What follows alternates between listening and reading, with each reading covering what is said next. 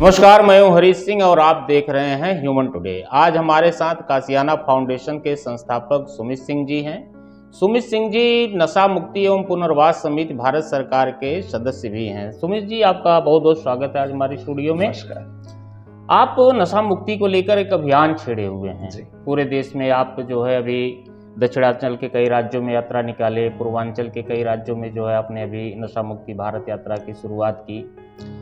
हम आपसे पूछना चाहेंगे, जब आज के दौर में युवा एक दिखावा की ज़िंदगी अपना रहे हैं, बहुत ज़्यादा राजनीति में जाना चाहते हैं, और आप इस समाज सेवा का रास्ता जो अख्तियार किए, कब आपके विचार में आया, कैसे कि आप एक अलग रास्ता चुने?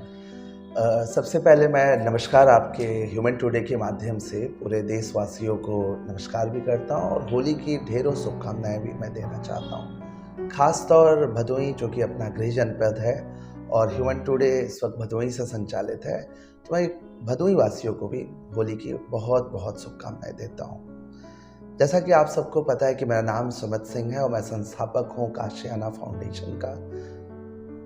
नशा मुक्ति पुनर्वास समिति जो कि सामाजिक न्याय अधिकारिता मंत्रालय भारत सरकार का सदस्य मैं 2020 में बना और 3 साल का ये कार्यकाल होता है। फिर मुझे पता चला कि मेरा इसमें रिपीट भी किया गया, मुझे दोबारा इस समिति में सदस्य बनाया गया। अब आपका जो प्रश्न था कि जैसा कि पूरे देश के युवा, खास तौर पे युवाओं की मैं बात करूंगा क्योंकि मैं भी एक युवा हूँ, कि युवाओं के अंदर एक जो फैशन के रूप में ड्रग्स का और सिगरेट का या अल्कोहल का यूज़ की बात आई, तो उसको लेके कैसे आपने एक पैमाना तय किया, एक नया रास्ता तय किया। तो हरीश जी, जैसा कि आपको पता होगा कि भारत में अगर इतिहास किसी ने बदला है तो वो युवा ने बदला है। बिल्कुल। आप देखें कि महाभारत की जो वो पंक्ति होती है जब श्री कृष्ण अर्जुन को सुनाते हैं, तो उस युग में श्री कृष्ण भी एक युवा थे जो कि सारथी के रूप में अर्जुन के सारथी बने थे। और उन्होंने कहा था, यदा यदा ही धर्मस्य ग्लानिर्भवति भारत अभ्युत्थानम अधर्मस्य तदात्मानं सृजाम्यहम् परित्राणाय साधूनां विनाशाय च दुष्कृता धर्म संस्थापनार्थाय संभवामि युगे युगे। अर्थात तब भी था कि धर्म पर या पापियों में या पुजारियों पे, साधुओं पे या समाज में किसी भी प्रकार के अत्याचार होगी, तब तब श्री कृष्ण जन्म लेंगे। ये रही श्री कृष्ण की बात। आप प्रभु श्री राम की बात करें तो प्रभु श्री राम भी जब वन को जाते हैं तो माता कौशल्या उनसे पूछती हैं, जब सुबह होती है कि अब सुबह श्री राम का राज्याभिषेक होना था, और उन्होंने पूछा माता ने कि अभी तक तुम तैयार नहीं हुए, और पिता के वो कक्ष से निकल रहे थे। माँ कौशल्या को नहीं मालूम था कि अब क्या होने वाला है, क्योंकि वो तो माँ थी। तो उन्होंने पूछा कि तुम अभी तैयार नहीं हुए, तो प्रभु श्री राम ने जो पंक्ति कही थी, वो भी एक युवा प्रभु श्री राम थे। पितृदीन मोहे कानन राजू जहाँ सब भांति मोर बड़काजू। अर्थात पिता ने मुझे वनों का राजा बनाया है। और माँ से उन्होंने पूछा कि अयोध्या बड़ा होता है या वन। तो स्वाभाविक सा विषय था कि आज हम अयोध्या भी देख पा रहे हैं कि उसकी परिधि कितनी छोटी है। और काशी नरेश तब भी हुआ करते थे, काशी नरेश तब भी हुआ करते थे, और अयोध्या की परिधि क्या थी। तो माता ने कहा कि निसंदेह वन बड़ा होता है। तो प्रभु श्री राम ने कहा कि हे माँ, मुझे पिता ने वनों का राजा बनाया। तो माता ने पूछा, सिर्फ पिता ने बनाया या माता ने भी कहा? क्योंकि उन्होंने देखा कि अंदर माँ कैकेयी का वो कोप भवन था। तो उन्होंने कहा नहीं, माता का भी आशीर्वाद है। तो माँ कौशल्या ने कहा, तब ठीक है, आप जा सकती हैं। प्रभु श्री राम भी उस वक्त युवा थे। तीसरी मैं बात करता हूँ, सिर्फ 2600 वर्ष हुए। अगर लोगों का ये भी कहना है कि आराध्य श्री कृष्ण 5000 साल पहले, लाखों वर्ष पहले श्री राम आए, तो विष्णु के 10 अवतार जो हमारे आराध्य, जिनको मैं महात्मा बुद्ध, सिद्धार्थ गौतम के नाम से जाना गया, जिनका जन्म आप जानते हैं इसी भारत की भूमि पे हुआ, जो कपिलवस्तु के नाम से जाना जाता था। तो उन्होंने 2600 वर्ष से पहले जब वो वनों को गए और उन्होंने जब बुद्धिज्म जब बना, मतलब वो बौद्ध के लिए जब बने, क्योंकि सिद्धार्थ एक वो राजा सुशोधन के बेटे थे और उनको राजा बनना था, पर उन्होंने सब कुछ त्याग करके मोक्ष की प्राप्ति के लिए वो निकले। और उनको जब बुद्धत्व का ज्ञान हुआ तो उन्होंने पंचशील सिद्धांत दिया, और वो सिद्धांत जो आखिरी सिद्धांत था जिसमें नशा न करना था, नशा मुक्ति, उसी सिद्धांत से हमारे युवा साथियों को प्रेरित होना चाहिए। और चूंकि जब आपने पूछा कि आज के युग में जब युवा नशे की तरफ जाता है और आप नहीं जाते, तो मुझे लगता है उस युवाओं को अपने भारत की संस्कृति, भारत की पौराणिक कथाओं और भारत की जो नींव है, हमारे आराध्य राम, कृष्ण और बुद्ध, उनकी जानकारी शायद नहीं है, इसलिए वो नशे के लिए प्रेरित है। इसलिए जो आजकल की बॉलीवुड की गाने आते हैं, 4 बोतल वोट का काम मेरा रोज का, वो आकर्षित करता है, न कि हमारे इन जैसे मैंने 3 इतिहास आपको बताए। आपको प्रेरणा का, जैसे आपका जन्म हुआ भदोही में जी, और आपकी प्राथमिक शिक्षा भी भदोही में ही हुई जी, थी। जी। तो आप जब बनारस गए तब आपको प्रेरणा मिली कि ये प्रेरणा आपको अपने परिवार से मिली कि हम कुछ अलग हट के करें जो है? देखिए कि कहा गया है कि कुछ भी पाने के लिए कुछ खोना पड़ता है। तो जीवन में मैं जब 10 तक यहाँ के एक स्कूल में पढ़ा और उस मातृ शिक्षा, उसे मैं माध्यमिक शिक्षा नहीं मातृ शिक्षा कहता हूँ, क्योंकि जन्म के बाद जो शिक्षा मिलता है वो माता के द्वारा मिलता है। तो शायद माध्यमिक शिक्षा मुझे यहाँ से सेंट थॉमस स्कूल रहा, 10 तक मिला, और 11th-12th मैं बनारस करने गया। और वहाँ के बाद मैं जब ग्रेजुएशन फर्स्ट ईयर में गया, जो कि एक जर्नलिज्म का स्टूडेंट रहा, और मेरे अंदर भी पत्रकारिता हर वो रग-रग में है। तो मुझे 2014 मैं ग्रेजुएशन सेकेंड ईयर में था, और दिल्ली जो कि है तो NCR, नोएडा फिल्म सिटी में तब का IVN 7 हुआ करता था, और मैं वहाँ पे इंटर्न करता था। और देश के यशस्वी प्रधानमंत्री नरेंद्र मोदी जी, सौभाग्य से, हमारा सौभाग्य है, उनका तो भाई वो ऑलरेडी 20 सालों से मुख्यमंत्री रहे, वाराणसी के वो सांसद बने और मैं वहाँ से था। तो जब लोगों ने मुझसे पूछा कि आप कहाँ से आए हो, इंटर्न के दौरान की मैं बात बता रहा हूँ, तो लोगों ने कहा कि आप कहाँ से, तो मैंने भी बड़ा प्राउडली कहा कि मैं वाराणसी से हूँ, माँ गंगा के मोक्षदायिनी शहर से, और वाराणसी के प्रधानमंत्री के संसदीय क्षेत्र से। तो होता है कि आप जब अपने उस क्षेत्र से हों, क्योंकि भदोही और वाराणसी, पूर्वांचल के सभी लोग जो होते हैं वो ज्यादातर वाराणसी ही बताते हैं, जो कि बनारस सांस्कृतिक नगरी भी है, पर बनारस का एक अलग अपना ऑरा है। और भदोही भी कोई डिस्ट्रिक्ट बाद में बना, राजनीतिक कारणों से वो जिले बने, पर अगर माना जाए तो ये बनारस का ही है। जैसे मैं इतिहास एक दिन पढ़ रहा तो इसका नाम भी आनंदवन हुआ करता था। तो आप सोचिए कि जब शिव शंभू आते थे तो भदोही का नाम नहीं, काशी का नाम आनंदवन हुआ करता था। तो मुझे लगता है वही आनंदवन, यहाँ का चूंकि वन प्रचलित रहा है, सुंदर वन, आनंदवन के नाम से भदोही जाना गया, तो मुझे लगता है वो शिव की भूमि भी यही भदोही रही होगी। तो ये चीजें मैंने वहाँ उत्सुकता से बताया और कहा कि वो घाटों का इतिहास है। तो वहाँ पे एक मेरे सीनियर थे, मैं मंच से नाम नहीं लूंगा, उन्होंने कहा, अरे यार मैं जानता हूँ तुम्हारे घाटों की स्थिति, कि घाटों पे लोग गांजा पीते हैं, सिगरेट पीते हैं, और ये मत भूल, गंगा के घाट पे, गंगा के घाट पे। तो एक इतिहास का ये रहा, तो मन में एक बात चुभा कि जीवन में वाराणसी को जो ऐतिहासिक पृष्ठभूमि से हम लोगों ने जाना, और एक सीनियर हमसे कहते हैं कि वो जो घाट है वो आपके गांजा पीने के लिए। तो मन में यही एक प्रश्न उदेरा कि हमें आना चाहिए और इस पे काम करना चाहिए। हमारे 4-5 लोगों की टीम थी, और हम लोगों ने 2014 में 19 दिसंबर का वो पहला दिन था, हम लोगों ने एक कैंपेन स्टार्ट किया, स्मोक फ्री घाट। तो स्मोक फ्री घाट कैंपेन को प्रारंभ किया, और वहाँ से स्मोक फ्री काशी हुई, फिर दिल्ली हुआ।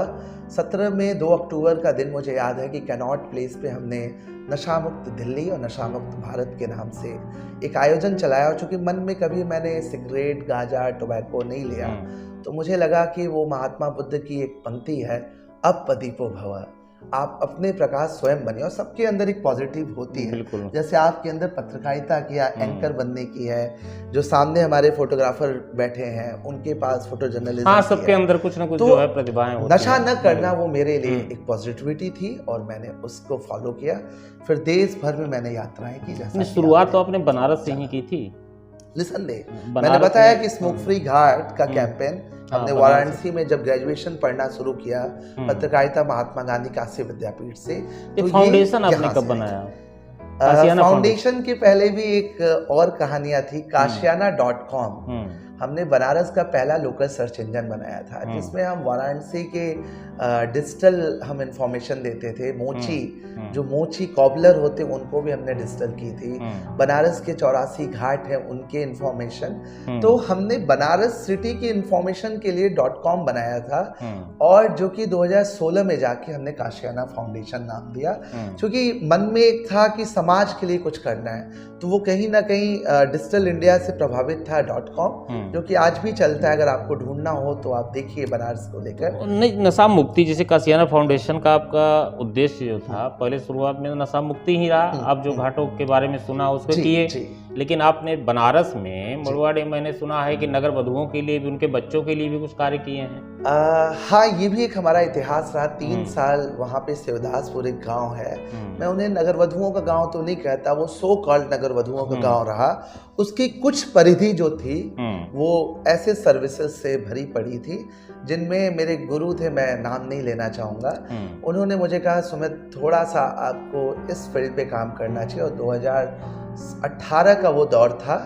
18 में हमने वहाँ के डीएम, वाराणसी के डीएम से एक शिवदासपुर को गोद लेने के लिए एक पत्र दिया, जिसमें हमने उस पर कई सारे मानकों से बताए थे कि हम वहाँ के बच्चों के बीच में कार्य करेंगे। 14 आंगनवाड़ी केंद्र थे, उनमें एक मॉडल स्कूल भी, आंगनवाड़ी केंद्र का भी हमने निर्माण कराया, और लोगों में, बच्चों के बीच, समाज के बीच में हमने वहाँ पे जन चौपाल लगाए, शिक्षा और स्वास्थ्य के लिए कार्य किया। और पर मूल रूप में हमने बच्चों से नशा मुक्ति का संकल्प कराया था, जो कि 3 साल हमने किया।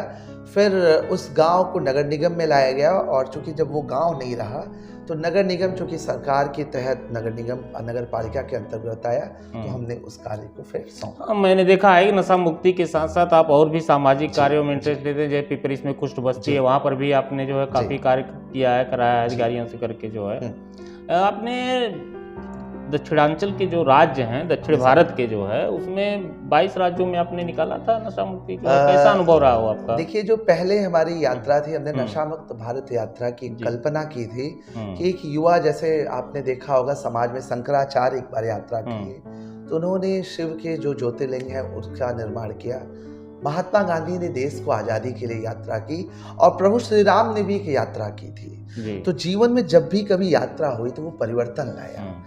तो हमारा एक मन में विचार था हमारी टीम का कि भारत को लेकर हम भारत के हर उस राज्यों में जाएं, खासतौर उन शहरों में जहाँ पे नशे के व्यापार बढ़े हों। तो पहला जो हम जनवरी 23 जनवरी को प्रारंभ किया 22 राज्यों की यात्रा, जिसमें हम 15,000 किलोमीटर और पूरे 42 दिन की यात्रा में हमने 200 से अधिक प्रोग्राम किए थे।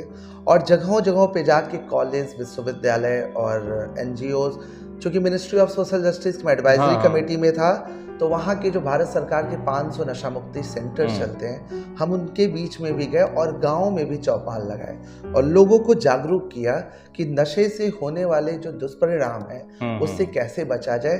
तो एक पॉजिटिव हमारा अनुभव रहा। क्योंकि देखिए हरीश जी, होता क्या है कि समाज में आप जब तक निकलेंगे नहीं, बिल्कुल तब तक आपको ये दिव्य दर्शन नहीं होंगे। तो और भारत दर्शन, जैसे आप पूर्वांचल के हैं, उत्तर भारत के हिंदी भाषी क्षेत्र के हैं, आप जो है दक्षिण भारत में जब गए तो वहाँ पे विभिन्न प्रकार की भाषाओं का सामना करना पड़ा होगा, कैसे अपनी बात समझा पाते थे? देखिए, जीवन में क्या है कि जब आप समाज के लिए कुछ कार्य करेंगे तो सामाजिक लोग आपसे मिलेंगे। बिल्कुल। तो हर राज्य के अलग अलग जो भाषा के लोग थे वो भी हमारे संपर्क में थे। अगर उनको हिंदी, इंग्लिश नहीं समझ में आती थी, जैसे ये कठिनाई मुझे 4 राज्यों में हुई। पहले तो तमिलनाडु था, दूसरा बेंगलोर जो कर्नाटक था, तीसरा हमारा चेन्नई जो कि तमिलनाडु का ही क्षेत्र था, और साथ ही साथ उधर के बेल्ट में अगर आप जाएंगे केरल है आपका, बेंगलोर और हैदराबाद जो कि तेलंगाना स्टेट अलग हुआ, और आंध्र प्रदेश। ये 4 राज्यों के हमारे कोऑर्डिनेटर थे। और जो कि द्वितीय चरण की यात्रा हमने जब निकाली 22 दिनों के लिए, जो कि 2024 में पूर्वोत्तर राज्य की, तो उसमें क्या था कि देखिए कि हिंदी तो सबको आती है। इकलौता एक राज्य था मिजोरम, मिजोरम और आपको सुन के कठिनाई होगी कि मिजोरम चूंकि क्रिश्चियन बाहुल्य क्षेत्र है और वो हिंदी समझते हैं, पर वो हिंदी क्यों नहीं बोलते ये मुझे नहीं पता। वो राजनीतिक उनकी अपनी मतलब समझते हैं, बोलना नहीं चाहते हो। क्योंकि मैंने जब उनसे पूछा कि ये गाना आपने सुना 4 बोतल वोडका, तो पीछे से आवाज आती है काम मेरा रोज का। तो मैंने कहा अभी तक आपको हिंदी तो नहीं आती थी, तो आपने हिंदी बताया। तो बोले नहीं, मैं बॉलीवुड का पिक्चर देखता हूँ। तो मुझे लगता है हिंदी भारत में सभी कोई जानता है। कुछ राजनीतिक लड़ाइयाँ हैं जो लोगों के बीच में, पर हम वहाँ की इंग्लिश जो है भारत में वो सभी जान रहे हैं। अगर ग्रामीण परिवेश के जो लोग नहीं जानते, तो जैसे वहाँ का मिजो भाषा है, तो मिजोरम के हमारे जो वहाँ के सोशल लोग थे जो हमारे मिनिस्ट्री के साथ कार्यरत थे, वो हमारे लिए वहाँ पे एक स्पोकर का मिजोरम में तभी कुछ हिंसाग्रस्त क्षेत्र है वहाँ चल रहा है। आप गए तो क्या? हाँ, वो गए तो वहाँ पे कुछ ऐसी चीज आपने देखी? वो मणिपुर और देखिए मैं उसका बताना चाहूंगा, वो मणिपुर का, और मणिपुर में ही 2 संप्रदाय है। एक संप्रदाय कुकीज है जो उनको क्रिश्चियन के नाम से भी जाना जाता है, और एक संप्रदाय वहाँ की जो मणिपुर की है मैतेई, जो अपने आप को वहाँ के लोकल बताते हैं वहाँ पे। तो उसके कुछ राजनीतिक युद्ध ये रही कि जो पहाड़ों पे है वो कुकीज हैं। कुकीज जैसे मिजोरम से आए, या वहाँ पर एक और कहा गया है कि वो कुछ चाइना से होकर आए हैं, वाया अरुणाचल होते तो पहाड़ों पे बस गए। तो उनका ये मानना है मैतेई का कि मैं यहाँ का लोकल हूँ, मुझे वहाँ पे ऑप्शन मिले। और कुकीज को यहाँ पे क्या है कि वहाँ के कुछ पर्सनल इश्यूज हैं, पर आप जैसे ही आप टूरिस्ट बन के जाते हैं यहाँ, आप भारत के किसी भी कोने से जाते हैं, तो आपके लिए वहाँ कठिनाई नहीं है। लेकिन सरकार की वो जो युद्ध चल रही है वहाँ पे कठिनाई उनकी चल रही है पर्सनल, और वहाँ पे उस चीज को लेके लड़ाइयाँ चल रही है। पर सामाजिक लोगों के लिए वहाँ पे कोई कार्य ऐसा कुछ सामान्यता विशेष रूप से कोई कठिनाई नहीं है।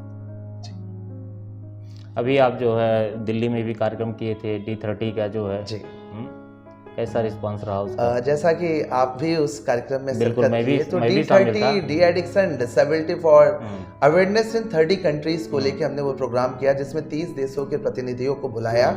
और हमारा ये संकल्प है कि नशा जो है वो सिर्फ भारत की कठिनाई नहीं है। और चूंकि प्रधानमंत्री जी ने कहा कि 1 नेशन नहीं, 1 नेशन 1 फैमिली के साथ साथ हम पूरे वर्ल्ड की बात करते हैं, और संस्कृत में एक शब्द वसुदेव कुटुंबकम, तो पूरे विश्व की बात अगर हम करते हैं, तो नशे को लेके जो आयाम बढ़ रहे हैं अलग अलग देशों में, उसको भी लेके हम उस पर कार्यरत किए। ये आप एक नारा देते हैं कि भारत विश्व गुरु तभी बन सकता है जब नशा मुक्त बने।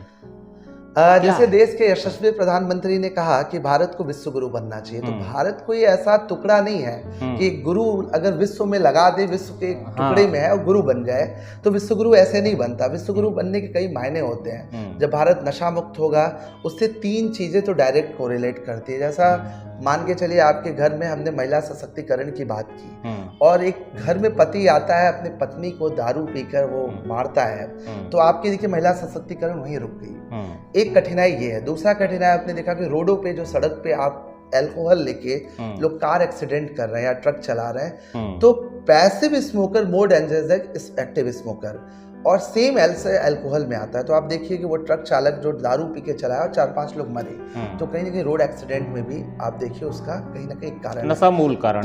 तीसरा एक आता है युवाओं के बीच में। आज देखा होगा कि सिगरेट और अल्कोहल तो मुझे लगता है कि बहुत छोटे तरीके का नशे हो गए।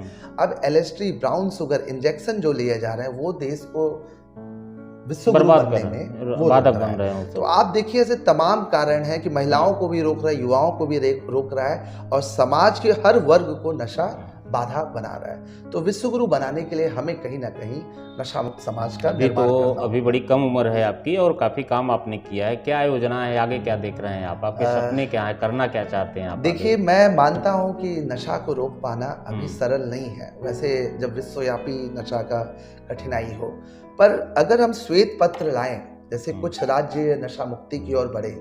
नॉर्थ ईस्ट में जब मैं गया तो मिजोरम और नागालैंड, जो नागाओं का देश है नागालैंड, ये दोनों स्टेट जो है वो नशा मुक्त है। वहाँ पे अल्कोहल नहीं मिलते, आपको जानकारी होनी चाहिए। हमें सिर्फ गुजरात और बिहार का लोग एग्जाम्पल बताते हैं। तो कहीं ना कहीं जो महात्मा गांधी की 1917 की कहानी थी चंपारण में कि भारत को अगर आज़ाद होना होगा तो भारत को नशा मुक्त होना होगा, तो उसी परिधि को हमें आगे ले जाते हुए युवाओं से एक ही अपील है कि कहीं ना कहीं नशे को छोड़ें और जो पौधे सूख चुके हैं, जो जड़ सूख चुके हैं, उन पे जल देने की और खाद देने की आवश्यकता नहीं है। जो नई पीढ़ी आ रही है, अगर उसको हम बचा लिए नशे से, तो निसंदेह मानिए भारत विश्वगुरु बनेगा। और मेरी भी यही एक अपील है लोगों से कि नशा छोड़ें और भारत को सशक्त और विश्वगुरु बनाने के लिए अग्रसर हों। धन्यवाद सुमित जी। आज हमारे साथ थे जो है कासियाना फाउंडेशन के संस्थापक एवं नशा मुक्ति पुनर्वास समिति भारत सरकार के सदस्य सुमित सिंह जी। और नशा मुक्ति को लेकर इन्होंने अभी पूर्वोत्तर के राज्यों में यात्रा निकाली थी, दक्षिण भारत के यात्रों में यात्रा निकाली थी, और दिल्ली में भी D30 के तहत 30 देशों के सदस्यों के साथ कार्यक्रम किया था। उम्मीद है आगे भी आपसे काफ़ी उम्मीदें हैं और काफ़ी सार्थक बातें हुई। फिर मिलेंगे किसी और प्रोग्राम में। नमस्कार।